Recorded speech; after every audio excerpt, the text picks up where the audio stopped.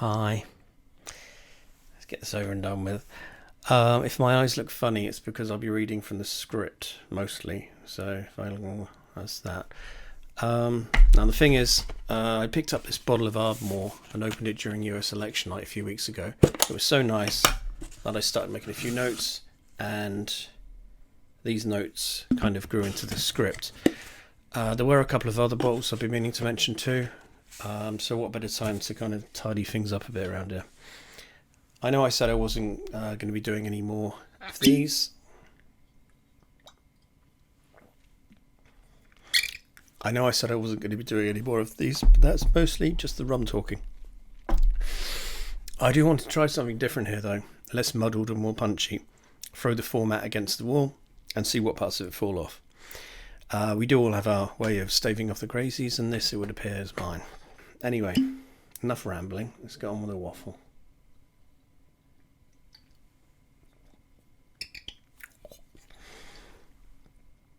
This fat lady will be joining us for the opera later. Stick around till the end for her song. Buckle up, buckaroos. Right. Title card, Ardmore, whatever. Ardmore, or more accurately, the Ardmore Legacy, comes in a fancy box, so you know it's decent.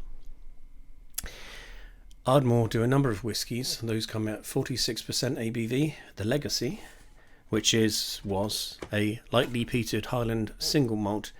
I've already fucked up the script. The Legacy, which was a lightly peated Highland single malt, is a less overpowering 40%. The Ardmore distillery sits at the highest point of the Northern Railway line, 600 feet, 183 metres, above sea level and close to the small village of Kennethmont, which is about 30 miles northwest of Aberdeen. That's Aberdeen, Scotland, not the Aberdeen in Sierra Leone. And I think I may have found a new favourite whiskey. I had started dabbling with bourbon because I did love Wild Turkey for bourbon for a bit, because Hunter S. Thompson drank it, and I thought it might make me a good writer too. And when it didn't, I started going back to the Scottish classics. More on that in a bit. Now, the minute I opened the Ardmore and snorted that liquor vapour up into my sinuses, I knew we were onto something. I'd never heard of it before. I'm masked up in the shop with my glasses steamed up, and I see a tenner off, and then wow, what a saving. Straight out of the glass, it does have that creamy gasoline hit that I remember from pricier drams. It's light amber, betraying its darker, tempestuous side. That first guzzle glides easily down the gullet, painting your throat in smoke like when you walk around the campfire to sit next to that girl with a guitar you like, even though the wind will be blowing smoke right at you and she's already got a boyfriend, but he's a dick. The bottle says lightly peated, and it certainly is. Speaking of fire, the Ardmore, I should put this up so I'm a little bit closer to my eyes to this viewing thing. Speaking of fire, the Ardmore would be an excellent accompaniment to a roaring open log fire, sprawled out on a rug, eating ice cream with someone special. Your kimonos both falling open, and don't start with the cultural appropriation thing. She's Asian. She gave you a pass. She keeps calling you Gaijin anyway, and makes a face down the glass at you when she drinks, which she does often, like she's sucking herself up to channel her disgust at your bloated pale body into a nice consensual hate fuck. The ice cream, which was expensive, has all but melted now because she left it too close to the fire. But whatever.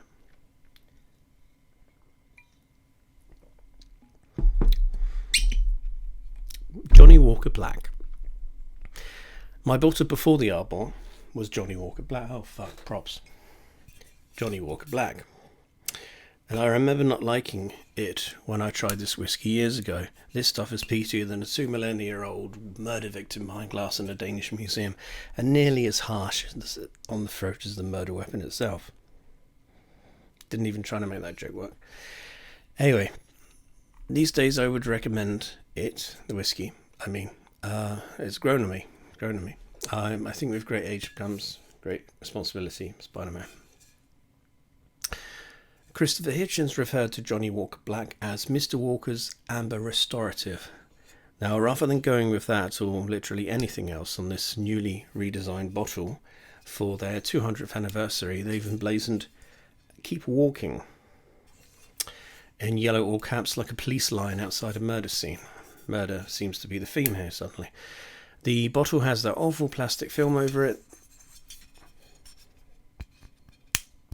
You know what I mean. It's the same as you get with a bottle of Baileys, and how I remember getting my nan drunk at Christmas when I'd be pouring her drinks. So, it's a 12-year-old blend of single malt and grain whiskies. I've lost my notes where I didn't bother taking any, but it's a sweet, smoky, easy drinker that doesn't need a mixer. An ice cube or a splash of water if that's your thing, ginger ale if anything. I try not to do cocktails. It's one you can enjoy, slow and thoughtful, then walk off. That's what I'm saying basically, and you can't say that about some of the drinks on this list. Now, I don't make a habit of keeping empty bottles, so for the next two a picture will have to suffice. Yes, picture up. Famous Grouse Smoky Black. More than an honourable... Fuck, I'm messing up the thing we're doing.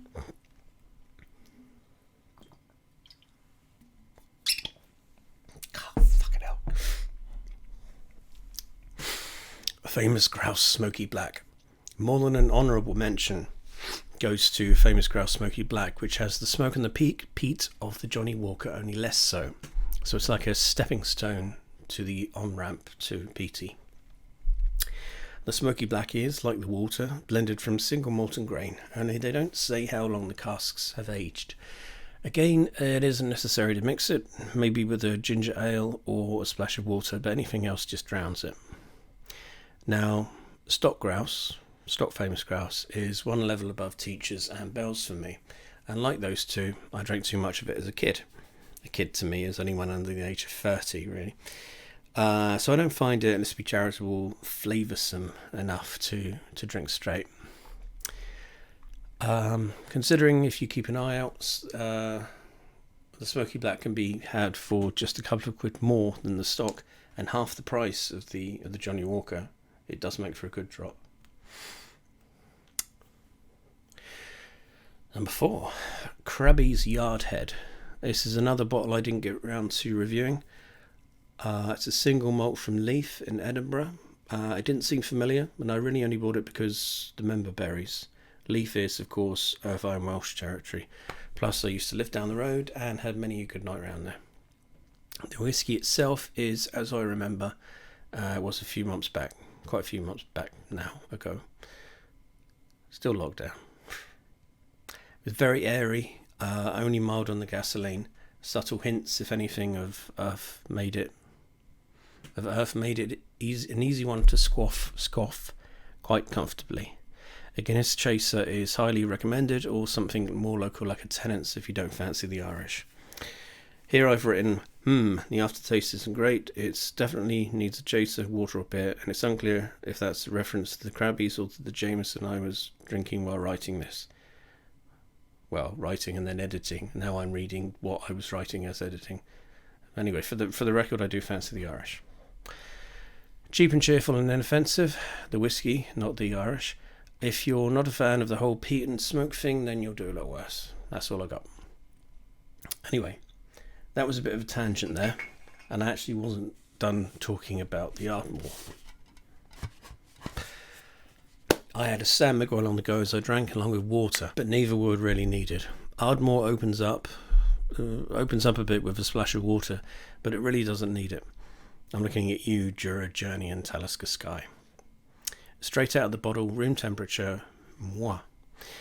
Maybe it's the lack of sleep or the caffeine, but this one really does speak to me. Now and again you'll find a bottle like that, or an animal, or even a person. And when you do, hold it, them tight, whatever. Hold them tight and never let them go. I still sometimes think, fucking reading's hard. I still sometimes think about a bottle of Pinot Noir from New Zealand I drank back in 2006 or 7, who knows. I was living just off the train station and had my plastic chair out back on top of the garage. It was a fucking disgrace of noise and broken glass and God knows what else, but I pulled that first glass and opened my notebook And when the bottle was empty, the sun was on me, and I'd written the first two chapters of my new book. Please buy. Link in description. Flash on screen. Don't say that.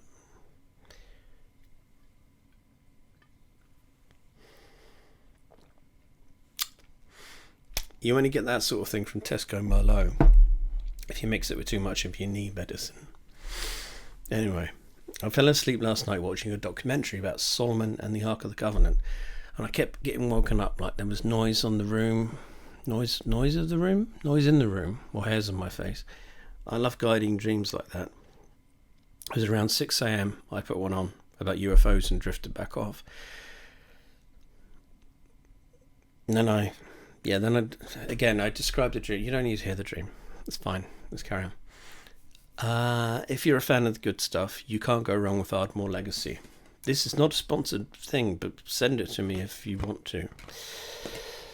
The alcohol doesn't overpower you. The peat doesn't parker you, which is apparently a callback to a Spider-Man mention earlier.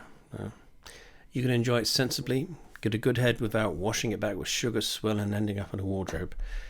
That's not a Narnia reference. It's an actual wardrobe. But that was vodka, and I was basically a child. Like a proper child. A teenager. Not an idiot below 30. Mixing this would be a disgrace. Unbecoming of what or whom I do not know. I didn't finish that sentence.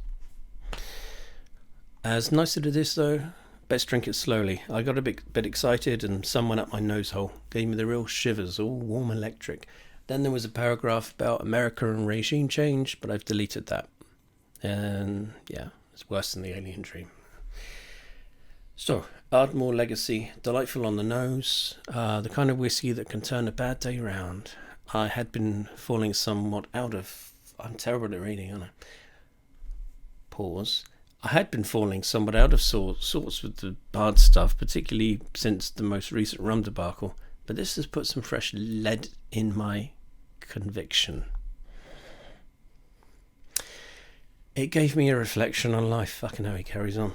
More like a thirsty dog perplexed at a dirty puddle than Narcissus. I was up half the night talking to family in the US, and I remember barely none of it, which is probably for the best. A half-full bottle of whiskey is the psychological equivalent of not needing to tap the lamppost that splits you when walking down the street with a friend. My goodness, the emotions. Hunky-dory had me in tears. And with that, you blow your nose, clear the pathways, and have another sniff, another drink, and whoosh, there you are. Where exactly, who knows? A fine simulation, perhaps. Certainly there is a joy to this drink that was somewhat missing in some of the others. Somehow, somewhat. Remember Happy Drunk? We don't get so many of those these days, singing along to music. Put on your red shoes and dance the blues. Hold up Ardmore Legacy. Holding up Ardmore Legacy. Warning, you may fall asleep listening to people recount the times they've been taken by extraterrestrials and suffer vividly bizarre extraterrestrial fever dreams. You'll wake to a spot on the end of your nose, or is it a puncture mark? And notifications on your phone regarding the message you sent to your home-wrecking new wife. To the home-wrecking new wife of your auntie-beating uncle.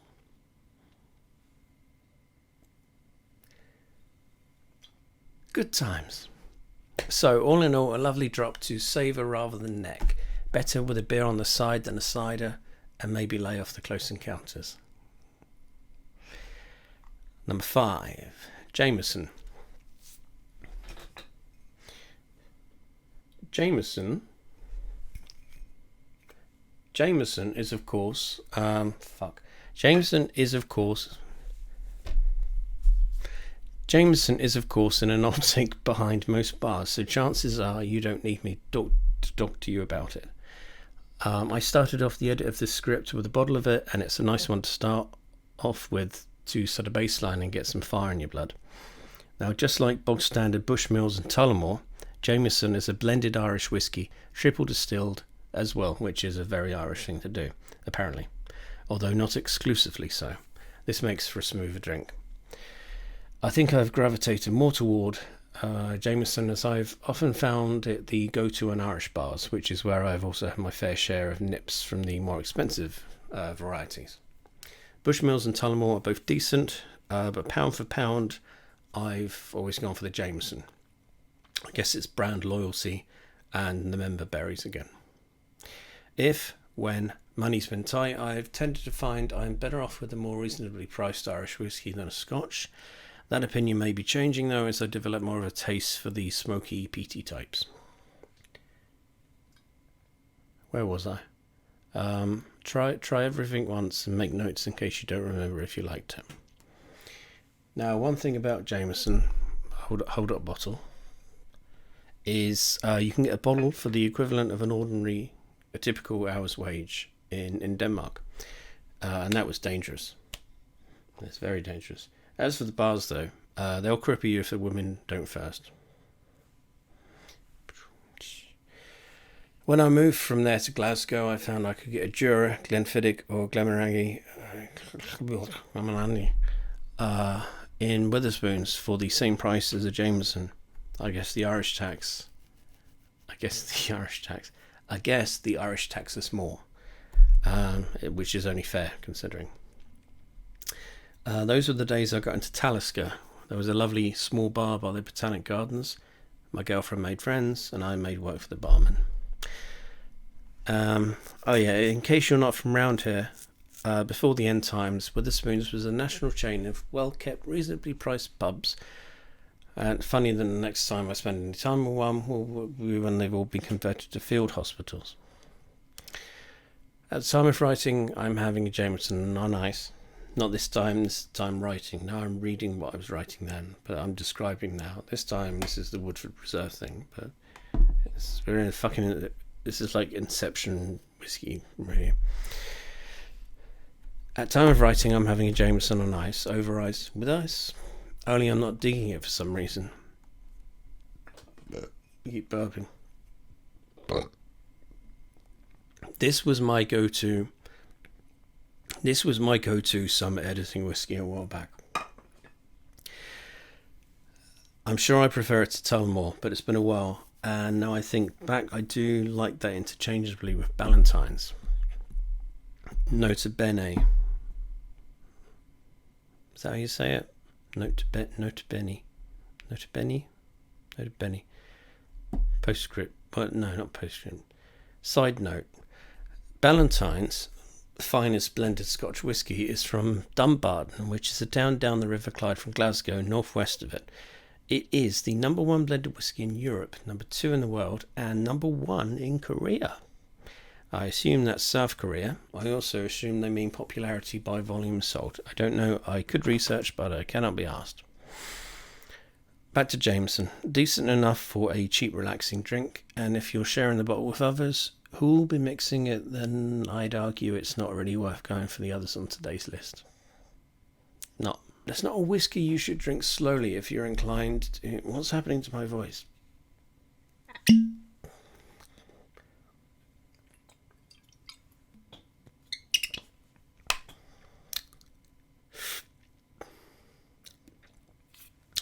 No. Which brings me to the thought that it's not the whiskey you should drink slowly. This is Jameson we're talking about again still. If you're inclined to fall into the Maldon hole. It doesn't give you that high I found with the Ardmore.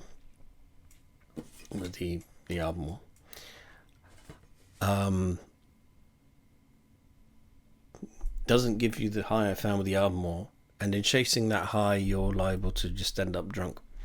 Well, Jameson is the kind of whiskey that will make you feel alright as long as you're walking the dog or on a brisk day or playing your computer or listening to the cricket over the wireless, but beware the minute you get a moment to yourself, because then you're done for. Silence is the friend of only a sober mind. This isn't a fine wine enjoyed with a sexy friend, and as such your consciousness changed and ever changing, sip by sip. Better you be with friends. Kind of hard these days. The dog stays around for food and affection, but the minute I put on rumours and start talking about my feelings, he's off downstairs to his bed without even sticking around for go your own way. That yes, that was a MGTOW joke. How do you do, fellow kids? I digress. Jameson this time has sent me on a bad one. I went for a poo and sat there distracting myself with Twitter before suddenly falling down a red-pilled rabbit hole of high IQ revelation. You see, rich white actresses are actually biological men, all from the same ancient bloodlines. They've all had surgery to look like this perfect ideal of women that real women can't possibly attain to. Why? Duh. It's to turn all the men gay. It's all in the Bible, you see. They're demons, not aliens, because we live in a closed system, which is probably the flat earth under a firmament, or whatever. I didn't read that far. My brain can only take so much batshit. And the masks and hand washing ritual, ritual. The masks and the hand washing are both satanic initiation rituals. That's it. This is also a satanic initiation ritual.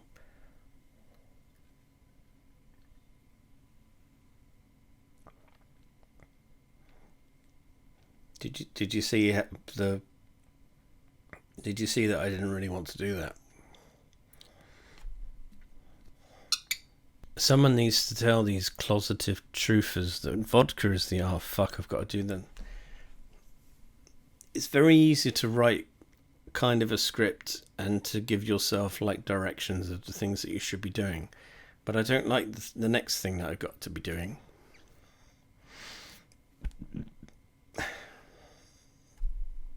Right. Someone needs to tell these closeted truthers that vodka is the answer to your prayers when they're playing. He reaches for the prop. Someone needs to tell these closeted truthers that vodka is the answer to your prayers when you're praying the gay away. That's why there are no homosexuals in Russia. Just good, hard men. Good, hard men like Harvey Milk. LGBTQED, motherfuckers.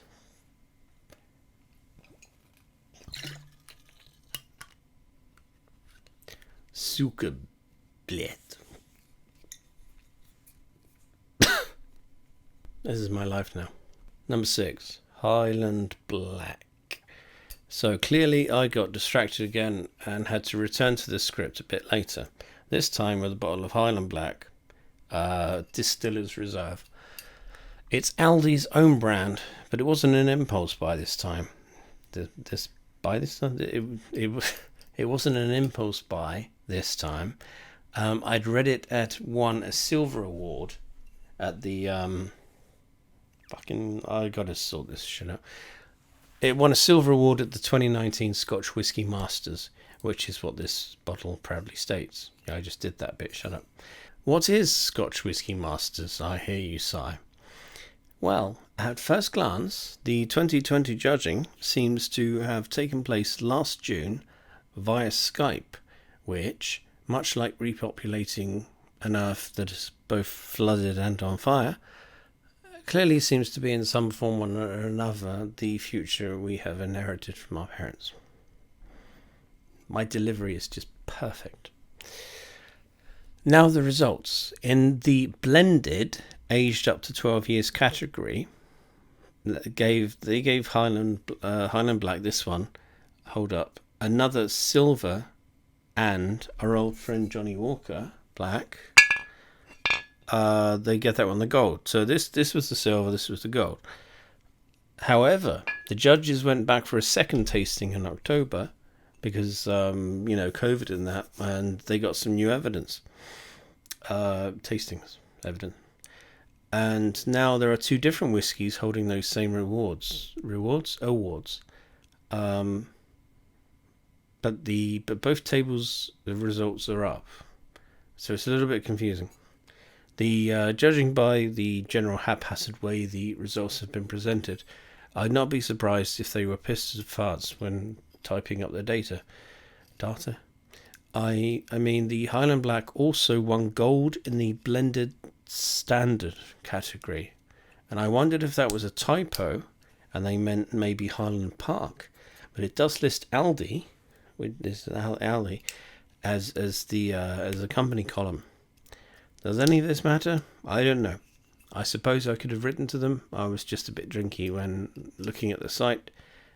And I can come across as belligerent and mocking when penning correspondence. Just ask Uncle Ian's new ride. That was a callback. We do callbacks here. So it's cheap as chips. Don't put it down. It's cheap as chips and proper people like it. But what did I think? I hear you impatiently yet commandingly inquire. It's blended 8-year-olds and oak casks. It's a blend of 8-year-old whiskies and oak casks in oak cases.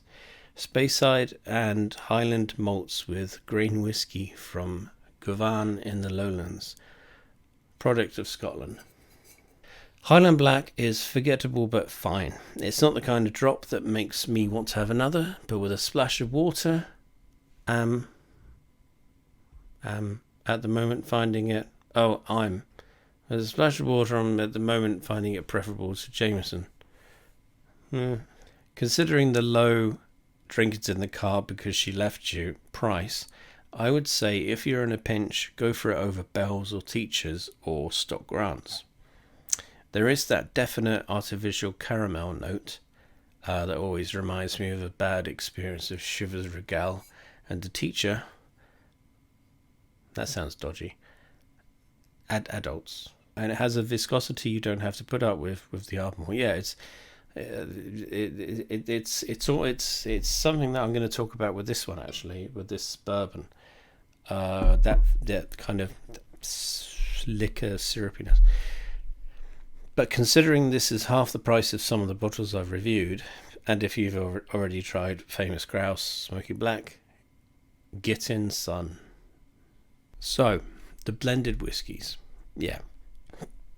I think I'm kind of done with them.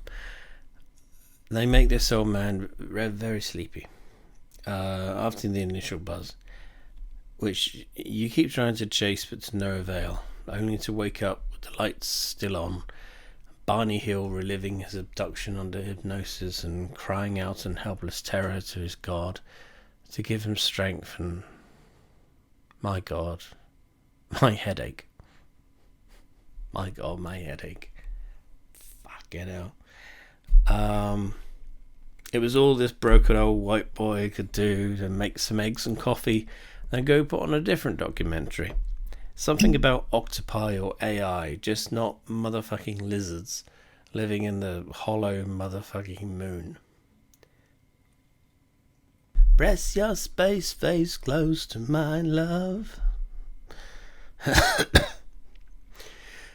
The script began on election night and took longer than counting all the Biden votes. Trump pardoned the Thanksgiving turkey yesterday, which will be the last thing to be pardoned in the White House now that Kamala Harris is vice.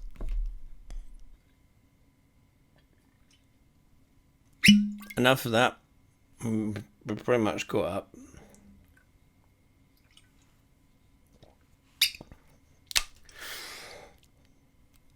You've all seen me nipping at this bottle of Woodford Reserve. And let's talk about it. Aha, but first, you people of the earth, if you've made it this far, why not subscribe for more of this sort of thing? And do please leave me a like or dislike accordingly. It helps these things reach a wider audience, or not. Fat shaming comments only, please. It's the only way I'll learn. And there are books. Hold up.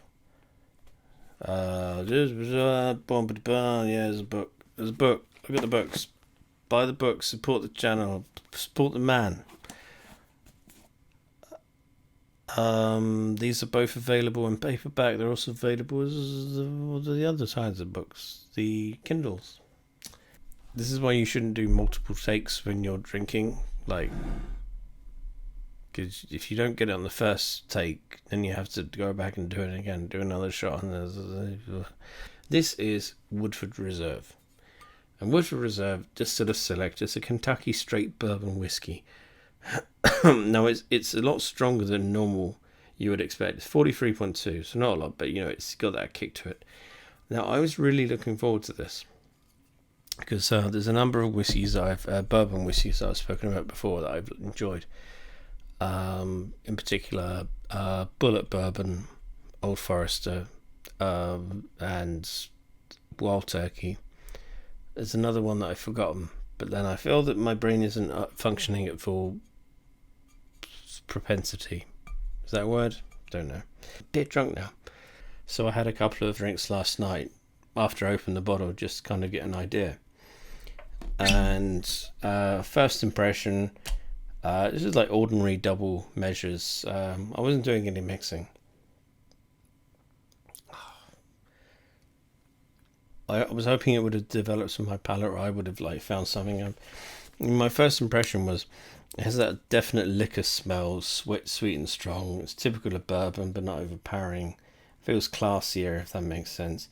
You definitely know it wasn't whiskey, but that's true of all bourbon. The first taste, thick, syrupy, almost not harsh at all, not getting an aftertaste. It is stronger than typical whiskey, so you need to feel it. Yeah, I added a few drops of water and I was getting that caramel. There was no smokiness or peatiness, no overpowering gasoline. It was just very easy drinking. I think it's almost like whiskey for people that don't like whiskey. It does have that kind of and I think when I say